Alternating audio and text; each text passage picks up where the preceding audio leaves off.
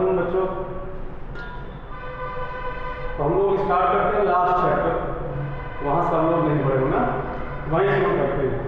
Semi conductor, semiconductor, अर्धचालक, अर्धचालक। तो देखो अर्धचालक क्या होते हैं? ऐसे पदार्थ जिनकी चालकता चालकों और अचालकों के बीच होती है, तो ऐसे पदार्थों को हम लोग क्या कहते हैं? अर्धचालक। डेफिनेशन क्या बनाएगी? ऐसे पदार्थ जिनकी चालकता चालकों व अचालकों के बीच होती है, अचालकों के बीच होती है, ऐसे पदार्थों को हम लोग क्या कहते हैं? अर्धचालक। नहीं तो केमिस्ट्री में एक टॉपिक पढ़े होंगे सब लोग, केमिस्ट्री में आया होगा ऊर्जा बैंड। तो ठोसों में ऊर्जा बैंड अगर बात करी जाए, ठोसों में ऊर्जा बैंड, ऊर्जा बैंड ठोसों में 3 प्रकार के मिलते हैं। एक होता है आपका संयोजी बैंड, दूसरा होता है आपका चालन बैंड। ये सब केमिस्ट्री पढ़ चुके हो तुम लोग, केमिस्ट्री का चैप्टर है ठोस अवस्था, सब लोगों ने पढ़ा होगा, पहला चैप्टर है। और तीसरा होता है निषिद्ध बैंड, निषिद्ध या एग्जिट बैंड हिंदी में, वैसे अंग्रेजी में एग्जिट बैंड बोलते हैं, हिंदी में निषिद्ध बैंड कहा जाएगा। जनरली और ये बैंड ऐसे बने होते हैं दूसरे के ऊपर ऐसे, ठोस पदार्थ के परमाणु की बात करी जाए तो ये वाला आपका संयोजी बैंड होता है, संयोजी बैंड। और ये वाला होता है आपका चालन बैंड। और बीच में जो बना वो कहलाता है आपका निषिद्ध बैंड या एग्जिट बैंड। और इन्हीं बैंडों के आधार पर भी हम लोग अर्धचालकों की परिभाषा बना सकते हैं कि क्या बनती, क्या डिफिनेशन बनेगी वो देख लो, सुन लो कि ठोस पदार्थों में ऐसे ऊर्जा बैंड या ऐसे पदार्थ जिनके संयोजी बैंड और चालन बैंड के बीच जो ऊर्जा अंतराल हो ईजी, इसकी वैल्यू 3 इलेक्ट्रॉन वोल्ट से या तो छोटी हो या तो बराबर हो, ऐसे पदार्थों को हम लोग कहते हैं that is called as semiconductor, अर्धचालक। ठीक है, ऊर्जा बैंड के आधार पर देखा जाए तो जनरली देखा गया अर्धचालकों में जो जनक परमाणु होता है, अगर जनक परमाणु की बात की जाए सेमी कंडक्टर्स में, तो जनक परमाणु में हम कार्बन परिवार के तत्वों का प्रयोग करते हैं, कार्बन परिवार के तत्व। और इसमें बेसिकली 2 तरह के एलिमेंट आते हैं, सिलिकॉन या तो जर्मेनियम। इन्हीं को निज अथवा शुद्ध अर्धचालक कहा जाता है। अब बात करिए, ये तो डिफिनेशन हो गई इसकी, सेमी कंडक्टर अर्धचालक होते क्या है। अब बात करी जाए अर्धचालकों के प्रकार की, बात करी जाए टाइप्स ऑफ सेमी कंडक्टर की, types of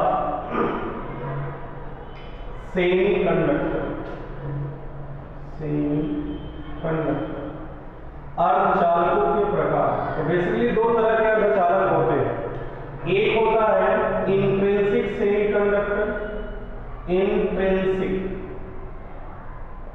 semi conductor, Hindi में कहा जाता है निज अथवा शुद्ध अर्धचालक, अर्धचालक, निज अथवा शुद्ध अर्धचालक। देखो निज अथवा शुद्ध अर्धचालक क्या होगा, तो जो कार्बन परिवार के तत्व हैं, या तो शुद्ध सिलिकॉन ले लिया जाए या तो शुद्ध जर्मेनियम ले लिया जाए, कि क्रिस्टलों को हम लोग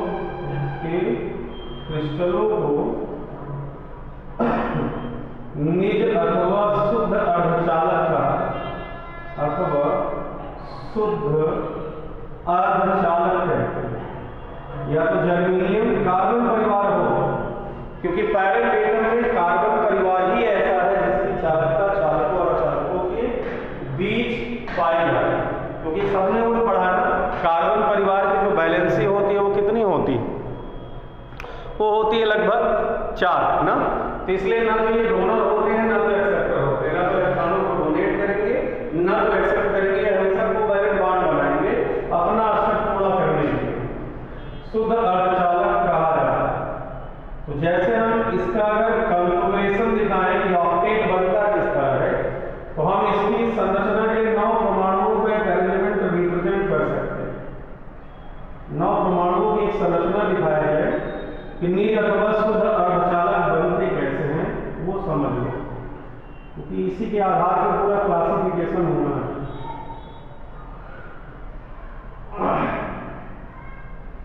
तो मान लो हमने 9 परमाणु ले लिए और ये परमाणु किसके हैं, सिलिकॉन के ले लो या तो जर्मेनियम, इन दोनों में से कोई एक क्रिस्टल यूज कर सकते हैं, सिलिकॉन या तो जर्मेनियम।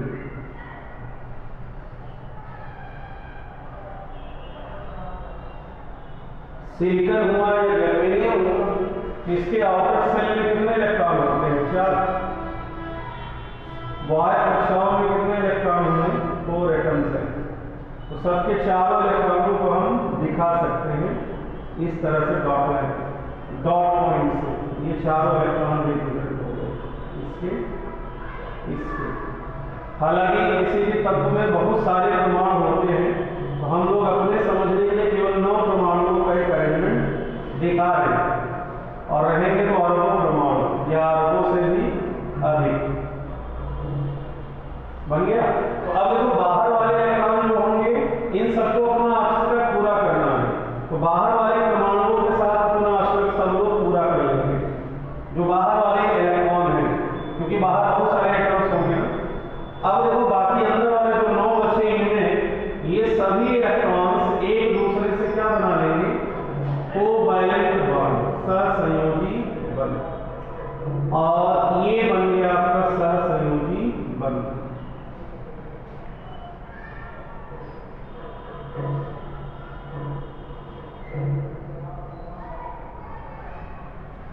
अब इस क्रिस्टल में देखो क्या कोई इलेक्ट्रॉन फ्री है, इस क्रिस्टल में कोई इलेक्ट्रॉन फ्री नहीं है, सारे इलेक्ट्रॉन अपना अस्तित्व पूर्ण कर रहे हैं, क्योंकि सबसे पहली क्वालिटी है इन सबको अपना ऑक्टेट पूरा करना। तो यहाँ पे मुक्त इलेक्ट्रॉनों की संख्या कोई है ही नहीं, और जब तक मुक्त इलेक्ट्रॉन नहीं होगा क्रिस्टल को कंडक्टिविटी ऑक्टेट नहीं होगी। तो मुक्त इलेक्ट्रॉनों की संख्या क्रिस्टल में कितनी हुई, 0, इसलिए इसकी चालकता भी बहुत कम होती है। होता क्या है, जनरली 10 के घात 8 परमाणुओं में 10⁸ एटम्स में एक सहसंयोजी बंध टूटेगा। संयोजी बंध टूटने से क्रिस्टल को एक इलेक्ट्रॉन प्राप्त हो जाएगा, क्योंकि यहां बंध किसका बना है, इलेक्ट्रॉनों का ना।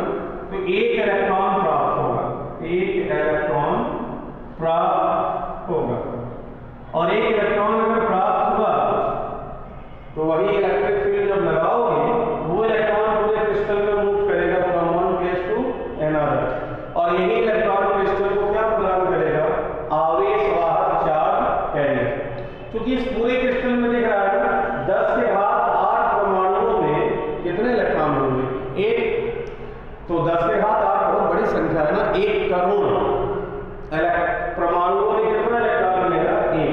तो इलेक्ट्रॉनों की संख्या कम होने के कारण इसकी चालकता बहुत कम होगी, इसलिए हम लोग इसका कोई व्यवहारिक उपयोग नहीं कर पाते हैं, इसका कोई डोमेस्टिक एप्लीकेशन हम यूज नहीं कर पाते।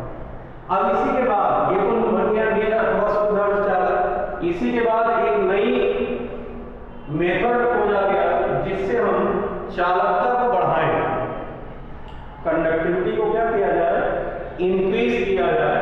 और ऐसे प्रोसेस को नाम दिया गया डोपिंग का। डोपिंग सुने होंगे सब लोग, है ना।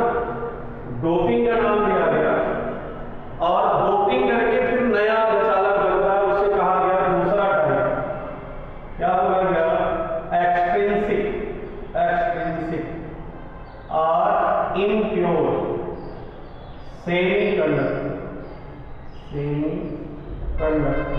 हिंदी में कहें तो बोलेंगे वाय अथवा अशुद्ध अर्धचालक।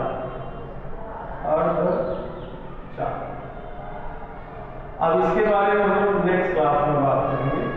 आज थोड़ा सा टाइम कम था इसलिए इतनी बड़ी वीडियो बनाएंगे। कल की क्लास में पूरे इसके बारे में डिटेल बात करेंगे। ठीक है, दैट्स ऑल।